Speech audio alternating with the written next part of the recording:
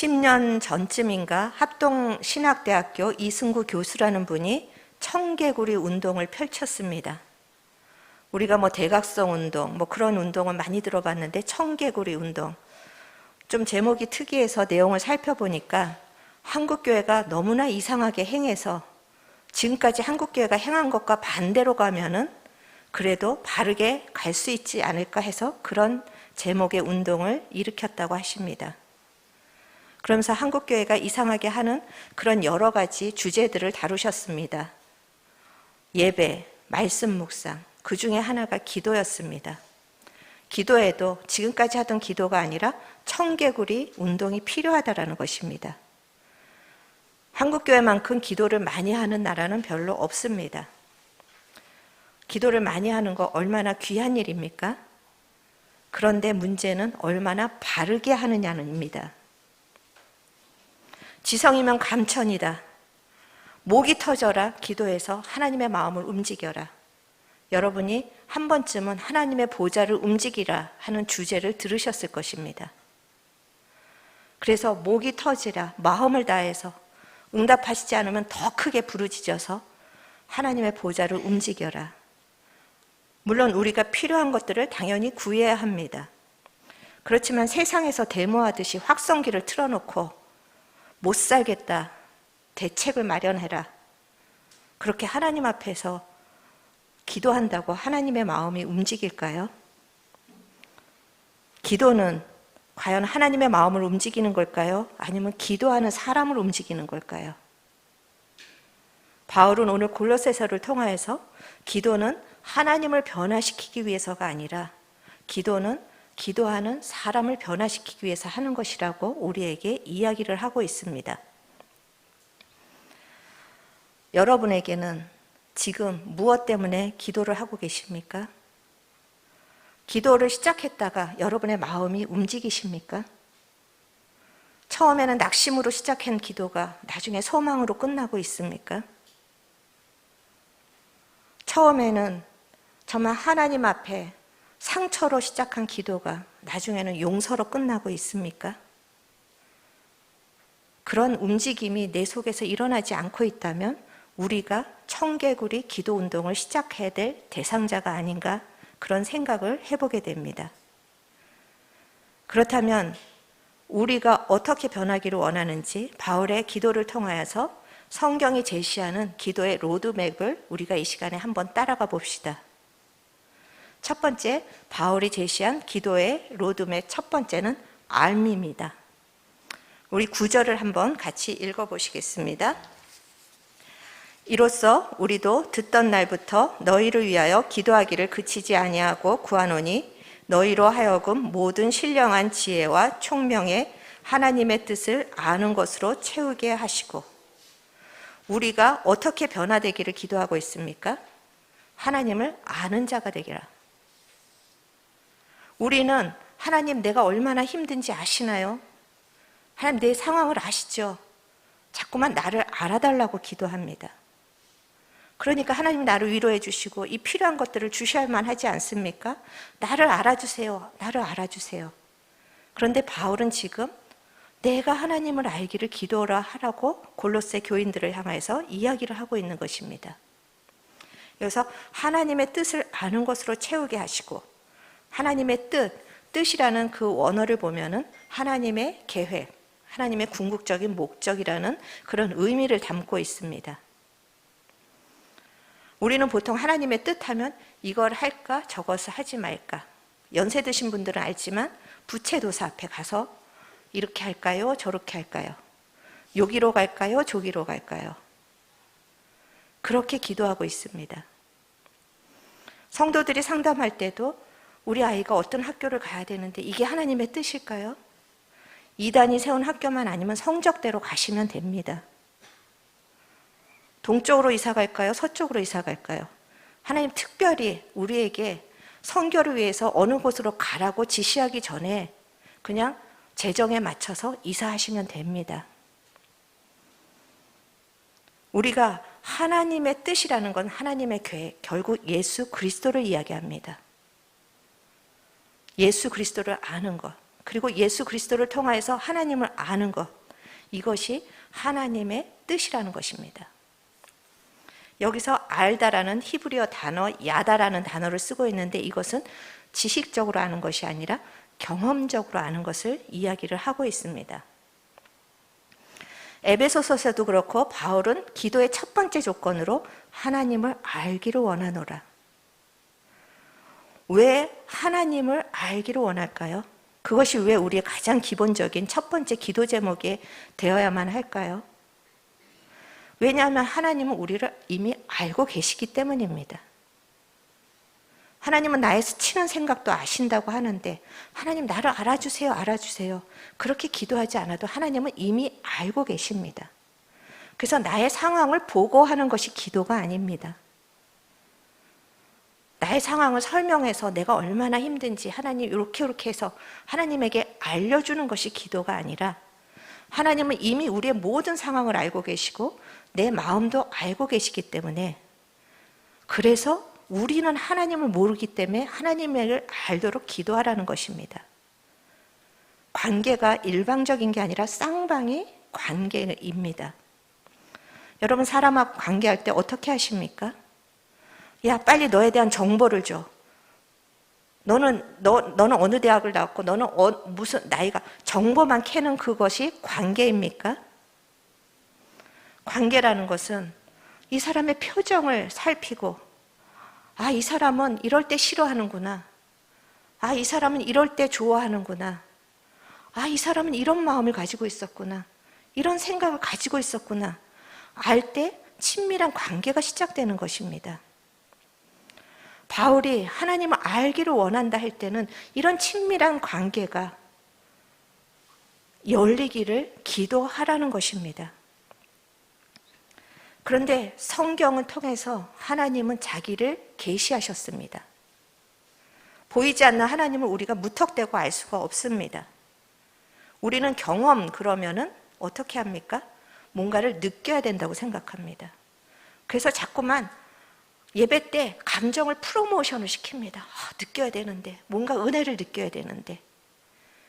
그리고 경험 그러면은 신비한 체험을 생각합니다. 그래서 뭔가 신기한 체험을 하면 하나님을 만났다라고 그렇게 막 이야기를 하고 합니다. 그리고 또는 반대로 동사무소 직원처럼 정보에 대해서만 캐어냅니다. 동사무소 직원, 이 사람이 언제 태어났는지, 주소가 어디인지 그런 것들을 잘 알고 있지만 그 사람과는 관계가 없습니다. 그래서 이 관계를 위해서 우리가 하나님을 알라고 바울은 그것을 첫 번째 기도의 제목으로 우리를 인도하는 것입니다. 호세아 6장 6절 하나님이 원하시는 것은 종교적인 행위가 아니라고 합니다. 호세아 6장 6절에 뭐라고 말씀하십니까? 나는 인애를 원하고 나는 사랑을 원하고 제사를 원하지 아니한다. 너희들이 이렇게 그냥 마음도 없이 형식적으로 와서 앉아있는 것을 원하지 않는다. 형식적으로 기도하고 억지로 무언가 행위로 좋게 보이려고 하는 걸 원하지 않는다. 나는 그 어떤 것보다도 나를 아는 것을 원한다라고 선지자를 통하여서 하나님이 말씀을 하십니다. 그렇기 때문에 우리가 이 하나님, 성경에서 말씀하시는 하나님, 내가 절대 너를 버리지 않을 거야. 내가 어디를 가든지 너와 함께 할 것이고 도와줄 것이야. 너를 향한 나의 계획은 내가 알고 있어. 나한테 맡기렴.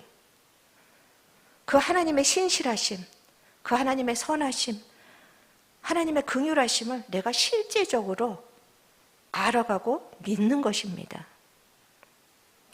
여러분 혹시 머리로는 그래 하나님 좋으신 분이야. 하나님 선하신 분이야.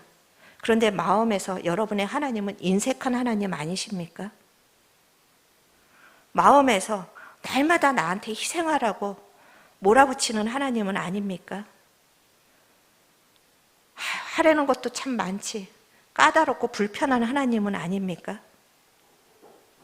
그렇다면 여러분이 누구보다도 하나님 알기에 힘써야 되는 기도 제목을 삼으셔야 되는 본인인 것입니다.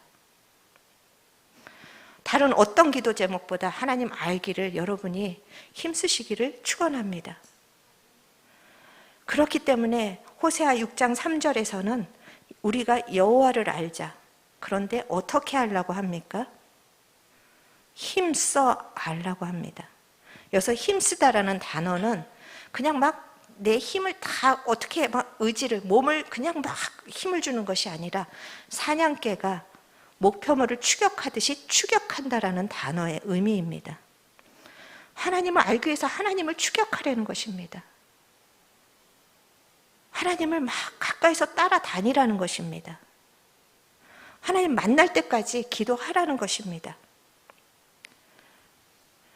이것이 얼마나 중요한지 여호수아 23장 8절에 보면 여호수아가 이제 가나안의 정복, 그것을 다 마치고 하나님이 이제 여호수아를 인생에서 사라지게 하실 때, 무대에서 사라지게 하실 때 마지막 설교한 내용이 오직 너희는 하나님 여호와께 가까이 하기를 오늘까지 행한 것 같이 하라. 이 한마디였습니다. 주님을 가까이 해라. 나는 하나님을 가까이 하는 것을 택할 테니까 너희들 이방신을 택하든지 나를 택하든지 하나를 결정하라는 것입니다. 왜 하나님을 가까이 하는 것이 중요합니까? 왜 하나님을 아는 것이 중요합니까? 이런 관계가 형성된 자를 하나님이 보호하시기 때문입니다. 하나님께서 그 사람의 삶을 인도하시기 때문입니다. 우리가 지금 코로나와 또 여러 가지 미래 상황들에 대해서 얼마나 두려워하고 있습니까? 아무것도 알지 못합니다. 그럴수록 더욱더 하나님을 알기를 축원합니다. 여러분, 어려운 일이 있습니까? 그 어려운 일을 해결하는 데 초점 맞추지 마시고 하나님을 알기를 더 힘써 보십시오. 다윗은 어려움이 닥칠 때마다 부르짖어 기도하였습니다.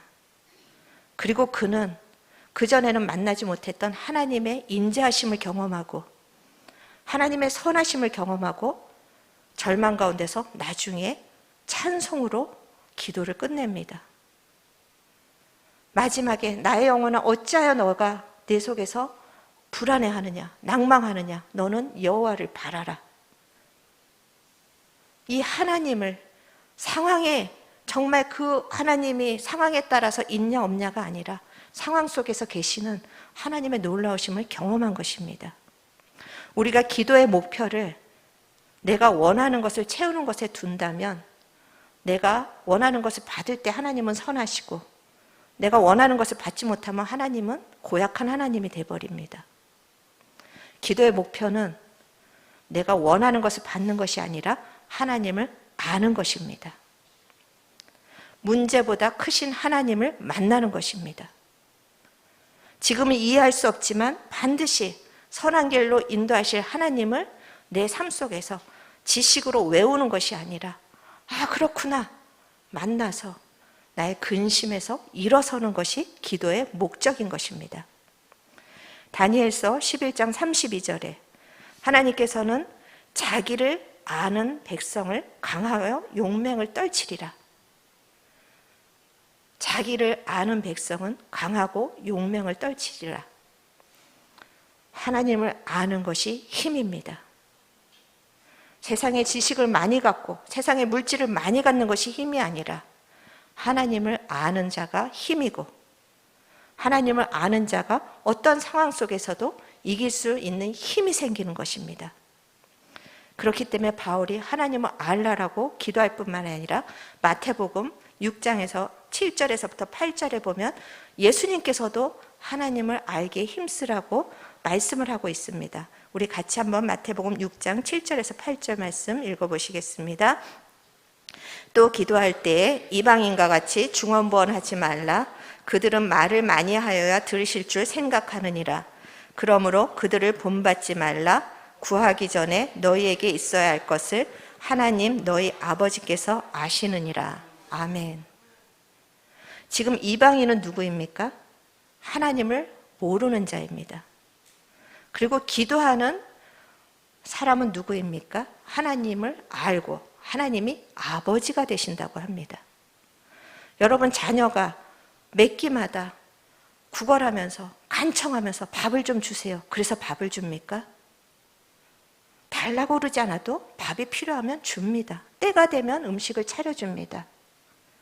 아이가 제발 나를 학교에 보내주세요. 그래서 학교를 보냅니까? 아이의 행복을 위해서, 미래를 위해서 부모가 학교뿐입니까? 학원도 보냅니다. 그리고 아이를 위해서 저축을 해놓습니다. 나중에 필요할까 봐. 이게 부모 아닙니까? 그런데 우리는 기도할 때 이방인처럼 목이 터져라, 말을 많이 하여야 목이 터져라, 그런 의미도 있고, 내가 하나님을 잘 설득해야지만 응답을 하신다라는 그런 사상을 여전히 가지고 있는 것입니다. 그래서 어떤 식으로 얘기합니까? 야, 내가 목이 터져라 기도했더니 하나님이 응답하셨다. 너희도 목이 터져라 기도해라. 그가 자랑하는 하나님은 부처나 무당이 섬기는 신보다 효험이 있는 하나님입니다. 우리의 하나님이 효험이 있는 하나님입니까? 아버지십니다. 내 인생을 아시고 내 인생을 책임지시고 나에게 필요한 것은 내가 구하지 않아도 주시는 아버지라는 것입니다. 이 마태복음에서 말씀하시지 않습니까? 구하기 전에 너희에게 있어야 할 것을 아신다. 구하기도 전에 그것을 준비해 놓으시는 하나님이라는 것입니다. 이 하나님을 우리가 알지 못하니까 자꾸만 우리의 삶이 버겁기만 한 것입니다. 신앙을 가지면 가질수록 버거운 것입니다. 이 하나님을, 이 선하신 하나님, 내가 지금은 다 이해할 수 없는 일들이 일어나지만 나에게 가장 좋은 것을 주시는 넉넉하신 하나님을 여러분이 지식이 아니라 마음으로 만나기를 주님의 이름으로 간절히 축원합니다. 그럴 때 우리는 하나님을 향하여서 찬양의 가사가 절절해지는 것입니다. 오늘도 우리가 부른 찬양 중에 그런 가사 있지 않습니까? 고난 주셔서 주 뜻을 알게 하신 것도 감사. 이것은 하나님을 알고자 기도하는 자만이 고백할 수 있는 감사의 고백인 것입니다. 하나님, 지금 내가 너무 힘든 일이 있지만 그 가운데서 내가 하나님을 알기 때문에 감사합니다. 하나님, 지금은 내가 이해하지 못하지만 하나님 감사해요, 사랑해요. 저는 어느 기도 제목보다 여러분의 기도가 오늘 교정되기를 축복합니다. 그리고 오늘 이 골로새서 1장 10절에서 하나님을 아는 것에 자라나라고 한 것처럼 하나님을 아는 것은 한 번에 단번에 되는 것이 아니라 아이가 부모를 점점 커가면서 알아가듯이 성장해 가는 것입니다. 그래서 내가 1년 전보다 하나님을 오늘 더 알고 있다면 여러분은 신앙을 잘 길을 찾아가고 계시는 것입니다. 그런데 1년 전이나 지금이나 10년 전이나 지금이나 하나님의 관계에 있어서 변함이 없고 하나님을 알아라, 하나님을 사랑하라, 그러면 그 말이 무슨 말인지 어렵기만 하고 오히려 이렇게 행동해라, 저렇게 행동해라, 그런 말들이 더 편하다면 여러분 오늘부터 하나님을 알기를 기도하시고 삶의 작은 문제 하나하나에서 하나님 선하십니다. 하나님 완전하십니다. 그렇게 고백할 수 있는 은혜가 열리기를 간절히 축원합니다. 이렇게 하나님과의 관계가 깊어지면 깊어질수록 하나님이 우리 마음에 채워집니다. 그러니 당연히 기도의 내용이 또 달라질 수밖에 없습니다. 바울은 두 번째로 기도의 로드맵을 우리에게 알려주는데 하나님을 알았다면 두 번째로 성장하라고 합니다. 10절 말씀을 같이 우리가 또 읽어보겠습니다.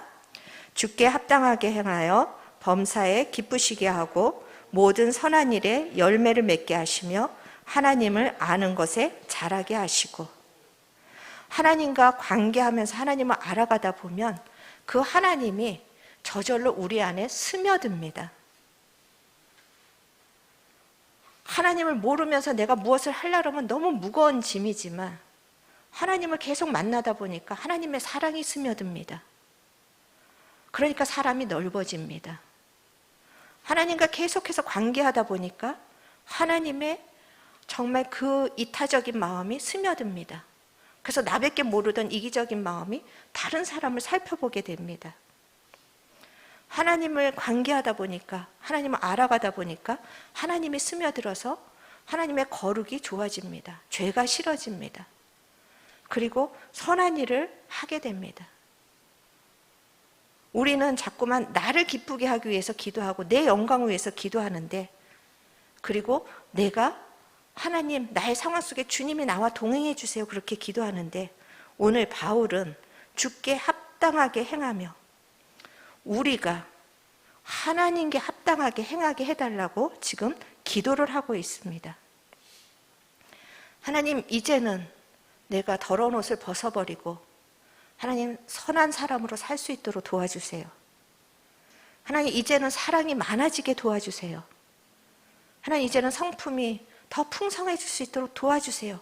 이렇게 기도의 내용이 저절로 바뀌게 되는 것입니다. 관심이 바뀌어지니까. 그리고 하나님이 내 속에서 자꾸 스며드니까 나도 모르게 하나님의 것들이 나오기 시작하는 것입니다. 이렇게 우리가 하나님을 알면 하나님의 스며들어서 우리가 삶에 자꾸만 결단을 하고 삶에 새로운 소원들이 생깁니다. 그리고 삶에 새로운 소원이 생기자 또 하나님이 더 우리에게 나타나십니다. 그게 요한복음 15장 10절에서 11절 말씀입니다. 같이 한번 또 읽어보시겠습니다. 내가 아버지의 계명을 지켜 그의 사랑 안에 거하는 것 같이 너희도 내 계명을 지키면 내 사랑 안에 거하리라. 내가 이것을 너희에게 이름은 내 기쁨이 너희 안에 있어 너희 기쁨을 충만하게 하려 함이라. 아멘. 하나님이 원하시는 것을 내가 원하고 주께 합당하게 행할 수 있도록 내가 작은 것에서부터 하나님께 결단하고 드리기 시작할 때 우리가 어떻게 된다고 합니까? 하나님의 사랑 안에 거하게 되고 하나님이 주시는 기쁨으로 삶이 넘치고, 그러니까 초막이나 궁궐이나 내 주에서 모신 곳이 그 어디나 하늘나라, 남들이 보기에는 아니 뭐가 저렇게 즐거울까? 저렇게 힘든 상황인데 뭐가 즐거울까? 그런데 하나님이 기쁨을 부어주시니까 어떤 상황에서도 즐거운 것입니다. 하나님을 알지 못하면, 또 하나님의 말씀대로 살고 싶지 않으면 천국도 지옥으로 만드는 것이 우리입니다. 그렇지만 하나님을 알고 내가 하나님의 뜻대로 살기를 원하면 지옥도 천국이 되는 것이 우리의 능력인 것입니다. 저는 여러분이 하나님을 알기 때문에, 하나님이 스며들기 때문에 하나님의 뜻 가운데 살기를 소원하는 여러분이 되기를 원하고, 그렇게 열매 맺기를 기도하는 여러분이 되기를 주님의 이름으로 축원합니다. 하나님이 그런 사람에게 왜 감당할 수 있는 능력을 부어주시지 않겠습니까? 그래서 바울이 또 제시하는 세 번째 기도의 로드맵, 능력입니다. 하나님을 알고 그 다음에 그 마음이 성장하고 그 행위가 성장할 때 하나님은 능력을 주십니다. 11절 말씀 같이 한번 또 읽으시겠습니다. 그의 영광의 힘을 따라 모든 능력으로 능하게 하시며 기쁨으로 모든 겸손과 오래 참음에 이르게 하시고. 우리에게는 귀신을 내어 쫓고 병자들을 일으키는 능력이 필요합니다. 저도 연약한 성도들이 많기 때문에 하나님 앞에, 하나님 정말 제가 손을 얹어 안수할 때 하나님 병이 떠나가기를 원합니다. 문제가 해결되기를 원합니다. 그 능력을 구하고 있습니다. 그러나 골로새 교인을 향해서 바울이 구한 능력은 그런 내용의 능력이 아닙니다. 지금 어떤 능력을 구하고 있습니까? 기쁨으로 모든 것을 견디고 오래 참는 이 능력을 구하고 있습니다. 여기서 견디다라는 원어를 보면 어려운 상황 속에서도 무너지지 않고 그 환경을 적극적으로 뚫고 나갈 수 있는 적극적인 힘을 얘기합니다. 그리고 오래 참으면, 오래 참음이라는 그 단어는 사람 간에 갈등이 있을 때 쓰이던 단어입니다. 관계에서 쓰이던 단어인 것입니다. 그렇기 때문에 나를 힘들게 하고 나를 불편하게 하고 그런 까다로운 사람들을 용납하고 참아내는 능력인 것입니다. 옆 사람이 나한테 계속해서 어둠을 뿜어내고 짜증을 뿜어내는데도 그냥 그것에 영향을 받지 않고 그 사람을 바라볼 수 있는 능력입니다. 능력은, 하나님께서 원하시는 능력은 요술방망이의 능력이 아닙니다.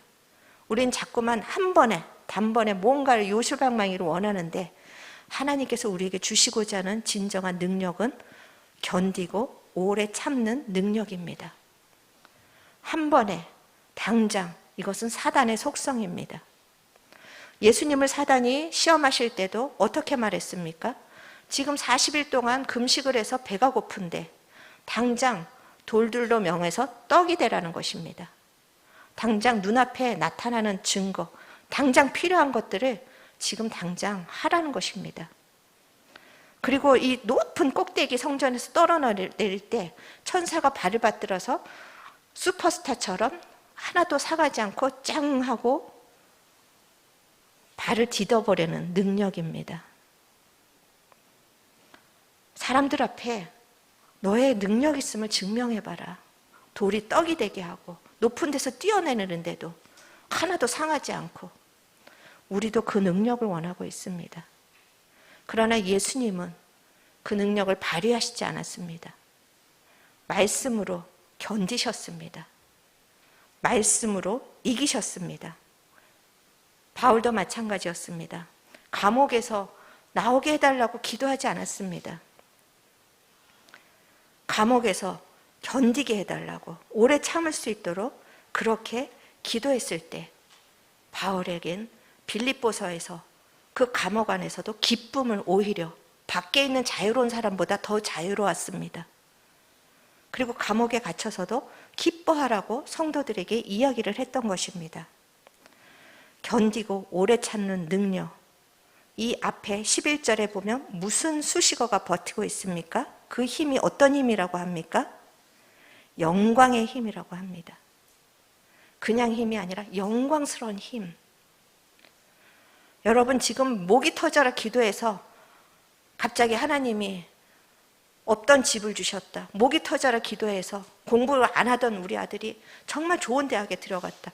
이것이 능력이 아니라, 이것이 기도의 능력이 아니라, 내가 그 환경을 낙심하지 않고 견디는 것이 능력입니다.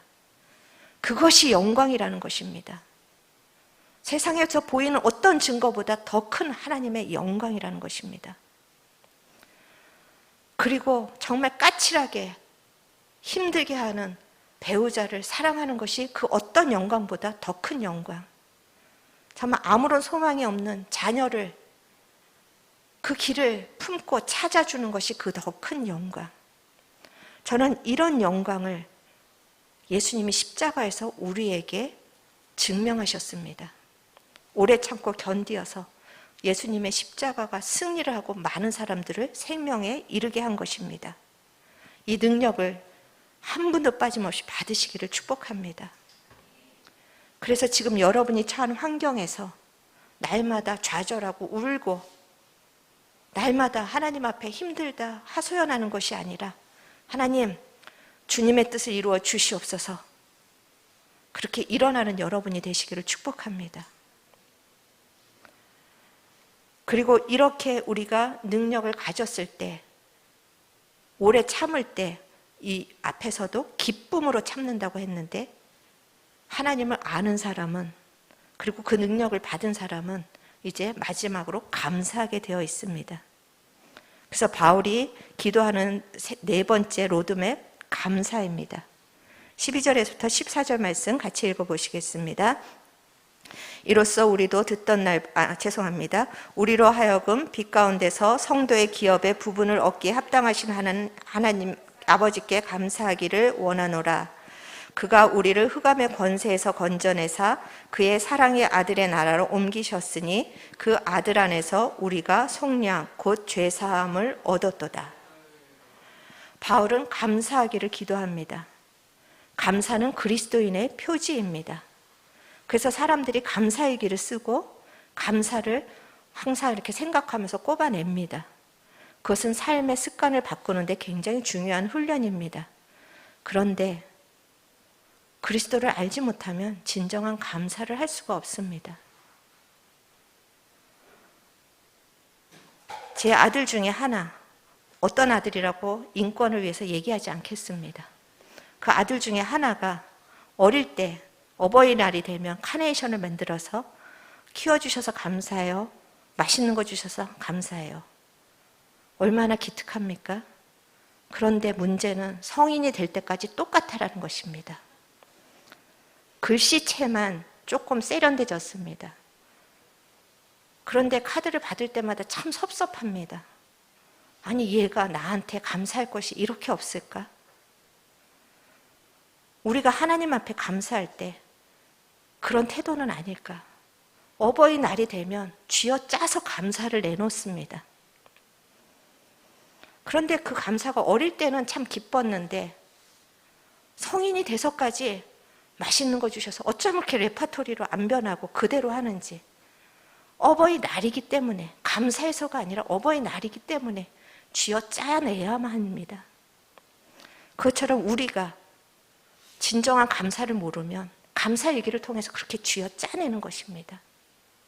제가 우울증 걸린 어떤 정말 그 자매를 양육할 때 감사를 찾아보라 그랬더니 나중에는 허리가 잘록한 것도 감사, 머리숱이 많은 것도 감사. 물론 감사하지요. 쥐어짜다 안 되니까. 그렇게 하다 감사의 훈련이 되는 건 중요하지만 바울이 오늘 감사라고 한 내용은 무엇입니까? 성도의 기업을 얻기에 합당하게 하신 하나님께 감사. 나 같은 자가 어떻게 하나님의 자녀가 되었을까? 나 같은 자가 어떻게 하늘의 영광을 함께 공유하는 자가 되었을까? 성도의 기업을 얻기에 합당하게 하신 내 공로가 아니라 예수님의 공로로, 그것이 감사한 것입니다. 그래서 12절부터 14장은 한 문장입니다. 그 감사의 내용이 결국 예수 그리스도께서 행하신 일인 것입니다. 그 섭섭해하던 우리 아들이 감사가 달라졌습니다. 이제는 맛있는 거 주셔서 감사합니다라는 말이 완전히 빠졌습니다. 그렇다라고 미사역으로 감사하지 않습니다. 그런데 이제 고생하셨어요. 감사해요. 아이를 낳고 난 다음부터입니다. 아이를 키우면서 징징대고 손도 많이 가고, 이게 보통 일이 아니구나. 우리 엄마 아빠가 이렇게 키웠구나. 그것을 알기 시작함부터 쥐어짜는 감사가 아니라 정말 감사해요. 그 말이 나옵니다. 여러분, 하나님을 알아야 감사가 시작되는 것입니다. 예수 그리스도를 알아야 감사가 시작되는 것입니다. 그리고 예수 그리스도의 십자가의 은혜를 알아야 우리가 삶에 힘든 일들이 생길지라도 그 안에서도 날마다 감사할 수 있는 것입니다. 이 시간에 여러분의 영의 눈이 열려서 예수님의 십자가의 은혜를 알기를 축원합니다. 그 하나님의 희생의 사랑을 알기를 주님의 이름으로 축원합니다. 제임스 패커라는 신학자는 하나님에 대해 자주 생각하는 사람은 좁은 지상의 일만 갖고 씨름하는 사람들과는 달리 넓은 마음을 갖게 될 것이다. 우리의 문제를 묵상하면 할수록 우리는 좁은 신앙에 갇히게 됩니다. 날마다 이것 주세요, 저것 주세요 달라는 신앙에 머무르면 보이는 세계에서 벗어날 수가 없습니다. 하나님과의 관계가 빈약하면 할수록 자기 중심적인 신앙에서 떠나지를 못합니다. 하나님에 대해 자주 생각하는 사람, 그 사람은 넓은 마음을 가질 것이다. 여러분, 부흥이 무엇입니까? 하나님을 아는 것에 충만해지는 것이 부흥입니다. 어떤 정말 그 상황 속에서도 내 삶의 한 걸음 한 걸음에 예수님의 흔적이 묻어나는 것이 부흥인 것입니다. 그리고 기쁨으로 견디고 나에게 붙여주신 사람에 대해서 오래 참을 수 있는 것이 부흥입니다. 십자가의 은혜를 알기 때문에 내가 사는 것엔 조금 불편함이 있을지라도 오늘도 그래도 눈 붙일, 머리 붙일 집이 있고, 오늘도 내가 새 끼를 먹을 수 있다면 감사가 넘치는 것이 영적인 부흥인 것입니다. 바울은 감옥에서 풀려나기를 간절히 기도하지는 않았지만 오히려 그 감옥을 사명지로 바꾸었습니다.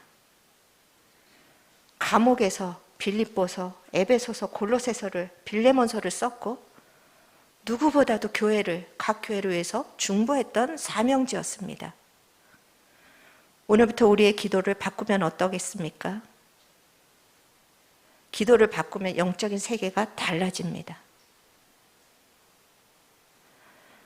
이제 하나님을 갈망하십시오. 하나님을 누구보다 더 사랑하고 가까이 만나기를 원합니다가 여러분의 첫 번째 기도 제목이 되기를 축원합니다. 그리고 세상의 열매를 달라고 부르짖을 것이 아니라 하나님, 예수님의 성령의 열매를 주시기를 원합니다. 주님과 동행할 수 있도록 내 마음에 결단이 있기를 원합니다. 기도하시기를 바랍니다. 이제 하나님, 내가 힘든 상황, 감옥처럼 힘든 상황일지라도 이것을 견디겠습니다. 기쁨을 주십시오. 하나님, 사람이라는 그 불편한 감옥에서 내가 나오려고 발버둥 치는 것이 아니라 오래 참을 수 있는 사랑의 능력을 주십시오. 기도하시기를 바랍니다. 그리고 누구보다 십자가의 은혜를 아는, 그래서 그 십자가의 은혜의 감격이 떠나지 않는 인생이 되기를 원합니다. 그렇게 기도하시기를 바랍니다. 이렇게 우리가 기도할 때 사도행전 16장처럼 바울과 실라가 감옥에서 매를 흠씬 맞고 몸이 힘들어서 갇힌 감옥에서 찬송하고 기도할 때 옥문이 열린 것처럼 우리가 성도를 위해서 서로 기도해주고 내가 그렇게 기도를 할 때 우리 가운데 찬송이 터지기를 축복합니다. 우리 가운데 사랑의 능력이 터지기를 주님의 이름으로 축복합니다. 우리 가운데 생명이 터지기를 주님의 이름으로 축복합니다. 그래서 우리가 기도하고 찬양할 때마다, 서로를 위해서 기도하고 찬양할 때마다, 또 이렇게 모여서 기도할 때마다 모든 능력이 나타나고 사랑이 나타나고 결박이 풀어지는 정말 그런 교회 되기를 간절히 소망합니다. 오늘 우리가 또 말씀을 생각하면서 하나님, 우리의 문제는 하나님에 대한 배고픔이 없는 것입니다. 우리는 배고픔을 구하게 되어 있습니다. 하나님을 향한 갈망을 주십시오. 그래서 내 영이 살아나기를 원합니다. 그런 마음으로 같이 찬양하시겠습니다.